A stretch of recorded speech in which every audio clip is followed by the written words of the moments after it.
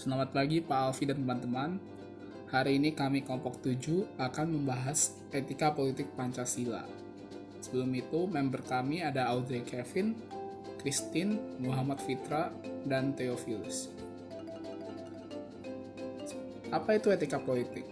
Etika merupakan suatu ilmu yang membahas bagaimana dan mengapa kita mengikuti suatu ajaran moral tertentu.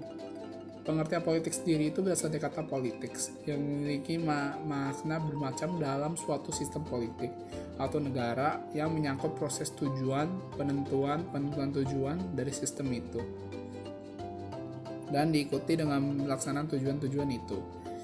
Jadi etika politik itu sebagai ilmu dari cabang filsafat tuh awalnya itu lahir di Yunani pada saat struktur politik tradisional itu sudah mulai rapuh dan mulai ambruk. Dengan runtuhnya tatanan masyarakat Athena, muncul berbagai macam pernyataan tentang masyarakat dan negara, seperti bagaimana seharusnya masyarakat ditata dan siapa yang harus dimerata.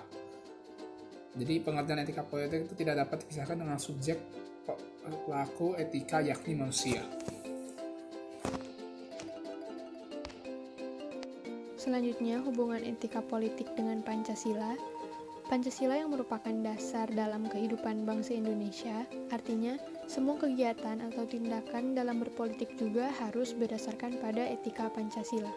Etika politik berdasarkan sila-sila yang ada, yaitu pada sila pertama, artinya jangan menjadikan suatu agama sebagai patokan berpolitik, karena di Indonesia ini tidak hanya terdiri dari satu agama saja.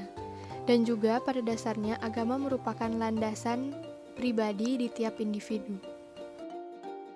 Sila kedua berarti jangan menjadikan kekuasaan yang kita miliki membuat kita kehilangan rasa kemanusiaan terhadap orang lain yang mungkin berbeda pendapat dalam berpolitik atau berbeda status sosial dari kita, karena kita harus mencapai tujuan bersama. Sila ketiga berarti jadikan perbedaan dalam kehidupan berpolitik, baik dari perbedaan pendapat atau golongan, sebagai pelengkap dalam kehidupan berpolitik untuk mencapai tujuan bersama.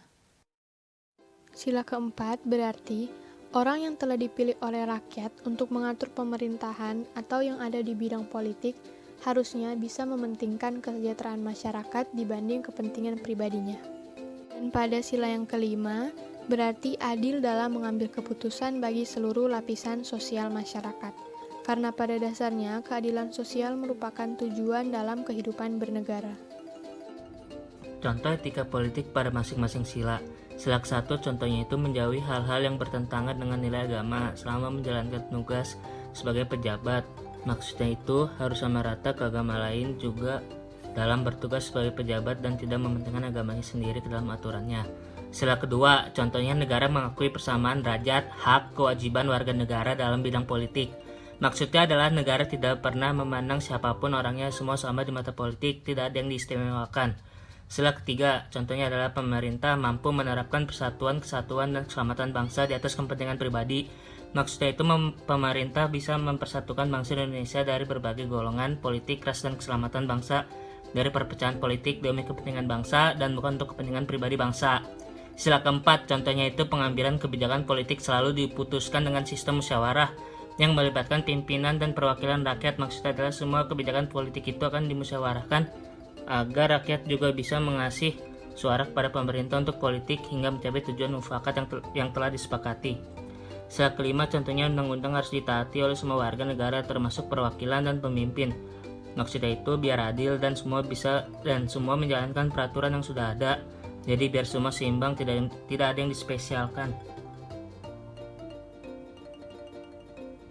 Selanjutnya, kami akan membahas contoh kasus etika politik. Yang pertama, kasus Setia Novanto, cerminan etika politik Pancasila.